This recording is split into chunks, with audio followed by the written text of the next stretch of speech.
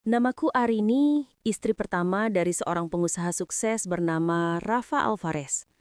Di mata orang, Rafa adalah suami idaman, tampan, mapan, dan sangat dermawan. Tapi di balik pintu rumah megah kami, ternyata ada rahasia kelam yang tak pernah kuduga. 3 tahun yang lalu, Rafa memohon izin untuk menikah lagi karena alasan yang menurutnya tidak bisa ditolak. Katanya ia ingin menyelamatkan seorang wanita yatim piatu yang membutuhkan perlindungan. Namanya Selma. Aku yang saat itu masih terlalu cinta dan takut kehilangan, akhirnya mengizinkan. Meski hatiku remuk. Kupikir setelah memiliki 2 istri, Rafa akan berhenti. Kupikir ia akan merasa cukup. Ternyata aku salah besar. Belakangan ini, Rafa sering pulang larut malam. Parfum berbeda menempel di bajunya. Gelagatnya gugup setiap kali ponselnya berbunyi. Salma pun mulai curiga, meski kami jarang bicara satu sama lain. Suatu malam, ku beranikan diri mengintip ponselnya saat ia mandi. Satu nama muncul berulang kali. Nadira. Pesannya membuat darahku berdesir, bukan karena marah, tapi karena ngeli. Tanganku gemetar. Ternyata suamiku bukan hanya tak puas. Ia bahkan ingin menambah istri lagi. Malam itu, aku menunggu Rafa di ruang tamu. Selma duduk di sampingku. Wajahnya pucat. Saat Rafa pulang, aku langsung menatapnya tanpa berkedip. Aku sudah tahu semuanya. Ia terdiam, lalu menarik nafas panjang. Aku memang ingin menikahi Nadira, katanya tenang. Seolah yang ia ucapkan bukan dosa besar. Dia sedang mengandung anakku. Selma menangis. Aku tak mampu mengeluarkan suara. Lidahku kaku. Ternyata semua batas kesabaranku hanya dianggap selembar kertas oleh suamiku. Seminggu kemudian, Nadira datang ke rumah kami. Wajahnya cantik, muda, dan sama sekali tak menunjukkan rasa bersalah.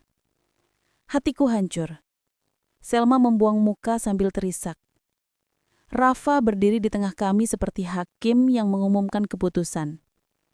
Mulai hari ini, kita akan tinggal bersama. Malam itu, aku tidak bisa tidur. Kupandangi langit-langit kamar sambil memikirkan hidupku.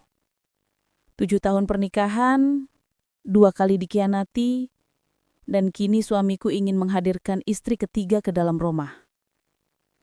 Saat itu aku sadar. Seberapapun aku bertahan, Rafa tidak akan pernah puas. Karena yang kurang dalam dirinya bukan istri, tetapi hati. Besok paginya, aku berdiri di depan meja makan dan berkata dengan suara mantap. Aku pergi. Kalian bisa tinggal bertiga. Rafa terkejut. Selma menatapku dengan mata berkaca-kaca. Aku tetap istrimu, katanya memohon. Aku tersenyum tipis. Tapi aku tidak ingin hidup sebagai bayangan. Aku melangkah keluar rumah, membawa koper kecil, dan harga diri yang selama ini tertimbun.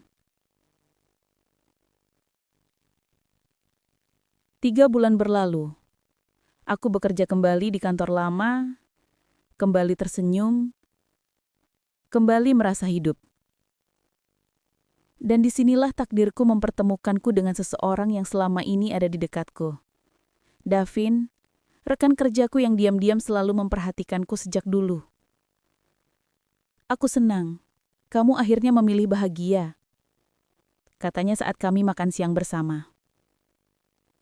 Untuk pertama kalinya, aku merasa dihargai, bukan dimiliki. Kabar terbaru sampai padaku. Nadira ternyata bukan satu-satunya wanita yang dekat dengan Rafa. Selma pun akhirnya pergi setelah mengetahui Rafa kembali selingkuh. Dan Rafa Ia kini hidup sendirian, dengan bisnis yang mulai goyah karena masalah keluarga yang tak pernah selesai. Ternyata suamiku benar-benar tidak bisa puas, dan ketidakpuasannya sendiri yang menghancurkan hidupnya. Kini aku menjalani hidup yang lebih damai. Tanpa cemburu, tanpa air mata, tanpa menunggu suami yang tak pernah benar-benar pulang. Aku sadar, kadang cinta memang buta, tapi harga diri tidak boleh mati. Karena akhirnya, aku menemukan hal yang selama ini hilang. Diriku sendiri.